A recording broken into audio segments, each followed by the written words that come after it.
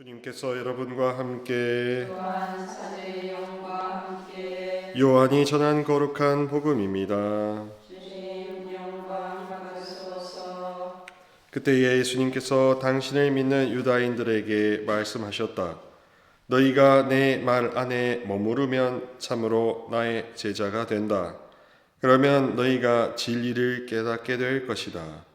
그리고 진리가 너희를 자유롭게 할 것이다. 그들이 예수님께 말하였다.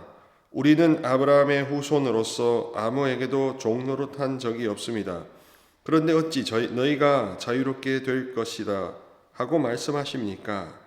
예수님께서 그들에게 말씀하셨다. 대답하셨다. 내가 진실로 진실로 너희에게 말한다. 죄를 짓는 자는 누구나 죄의 종이다. 종은 언제까지나 집에 머무르지 못하지만 아들은 언제까지나 집에 머무른다. 그러므로 아들이 너희를 자유롭게 하면 너희는 정녕 자유롭게 될 것이다. 나는 너희가 아브라함의 후손임을 알고 있다. 그런데 너희는 나를 죽이려고 한다. 내 말이 너희 안에 있을 자리가 없기 때문이다. 나는 내 아버지에게서 본 것을 이야기하고 너희는 너희 아비에게서 들은 것을 실천한다. 그들이 우리 조상은 아브라함이요 하자 예수님께서 그들에게 말씀하셨다. 너희가 아브라함의 자손이라면 아브라함이 한 일을 따라 해야 할 것이다. 그런데 너희는 지금 하느님에게서 들은 진리를 너희에게 이야기해 준 사람인 나를 죽이려고 한다. 아브라함은 그런 짓을 하지 않았다. 그러니 너희는 너희 아비가 한 일을 따라 하는 것이다. 그래서 그들이 예수님께 말하였다. 우리는 사생아가 아니요 우리 아버지는 오직 한 분 하느님이시요. 예수님께서 그들에게 이르셨다. 하느님께서 너희 아버지시라면 너희가 나를 사랑해야 할 것이다. 내가 하느님에게서 나와 여기 와 있기 때문이다. 나는 나 스스로 온 것이 아니라 그분께서 나를 보내신 것이다. 주님의 말씀입니다. 그리스도님 참여합니다. 참 예수님, 항상 우리는 두 가지 길에 증명합니다. 능력이냐, 인성이냐. 그리고 기술이냐, 기도냐, 관계냐, 아니면 뭔가 이렇게 전술 전략이냐.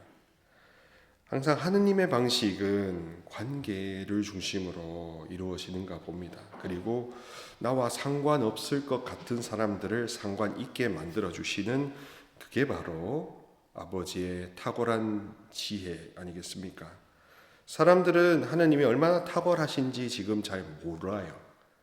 그저 자기 시선에서만 생각합니다. 오늘의 그 유다인들처럼. 그래서 주님이 하시는 말씀이 내 말이 너희 안에 있을 자리가 없기 때문이다 라고 합니다. 그 교만이라고 하는 것을 흔히 도덕적으로 아나무인 이렇게 이야기하지만 저도 요즘에 이렇게 다니면서 교만의 심리적인 현상은 무엇이냐면 마비되었다고 이야기하는 겁니다. 아무 사람도 아무 누구도 현실도 지금 자기가 두 발을 딛고 있는 것이 얼마나 어디서부터 시작되었고 어떻게 가는지에 대한 그런 반추와 그다음에 이 핵심 예지도 다 마비가 되었는 것이죠. 그래서 항상 기도를 한다고 하지만 기술을 쓰고 있는 게 더 많습니다. 그리고 기술을 쓰면서 나 기도하고 있어 이런 식으로 이 양다리를 걸치고 있는 겁니다. 이 요한복음이 쓰여졌을 때의 그때의 쿰란 공동체는 그야말로 지금과 비슷합니다. 카오스 그 자체였거든요. 진짜와 가짜가 섞여 있는 그런 곳이었습니다.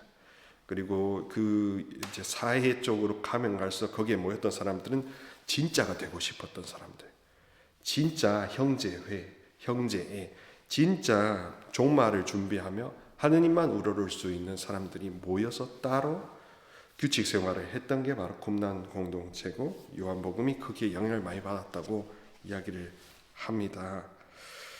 그러면서 우리가 항상 그들 안에 하느님이 살아계실 공간을 마련하기 위해서 미크베라고 해서 항상 정결 예식, 매일매일 목욕을 하는 그 예식을 꼭 했다고 합니다. 날이 해가 떨어지서 이제 그 다음 날 하기 전에 그런 식으로 항상 주님이 머무실 수 있는 공간을 마련해 드리는 것을 기도라고 보았고, 공간을 마련해 드림으로써 그분이 항상 관여하실 수 있는 개입의 여지를 활짝 열어놓은 것이 바로 기도라고 했고, 지금 이 순간 주님이 어떻게 역사해 주실지를 모르는 것을 두고 우리는 아무것도 모른다 라는 솔직담대함을 하는 것을 보고 자녀됨이라고 이야기를 했던 겁니다.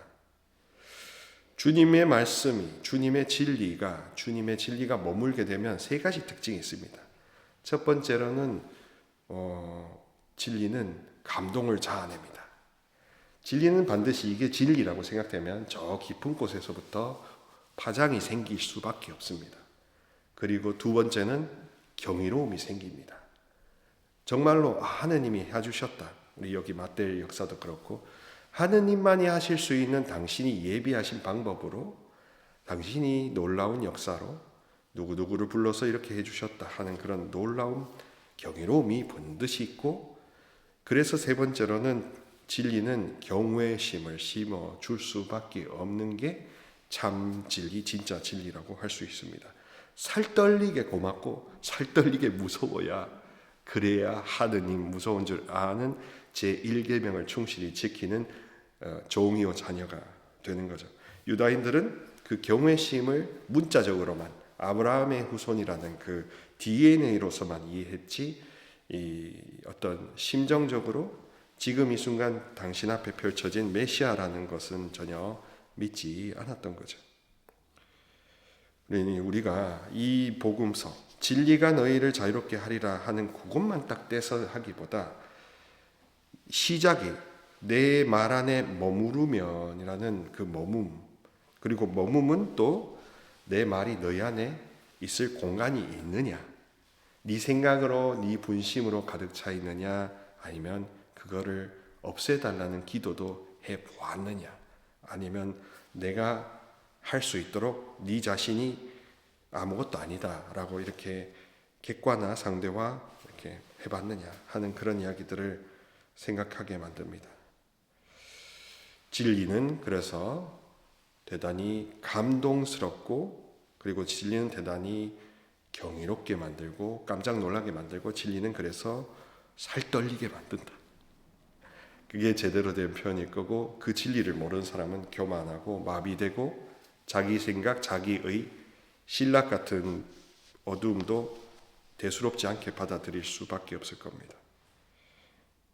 그래서 우리 이곳이 계속해서 주님의 진리의 터전이 될 수 있도록 우리는 감동의 산증이 되고 놀라움의 증인이 되며 모든 우리 분들이 다 한순간 한순간 살떨리게 고마운 마음을 회복시켜 달라고 이렇게 해주시면 좋을 것 같습니다. 하느님은 늘 사랑으로 우리를 일깨워 주시고 자아도 취해 있는 우리를 어떻게든지 깨우시려고 하니까 교만이 마비시켜 놓은 이 모든 감각들을 되살릴 수 있는 회복과 치유의 터전이 되면 여기 이곳이 일떠선 목적이 완성되리라 믿습니다.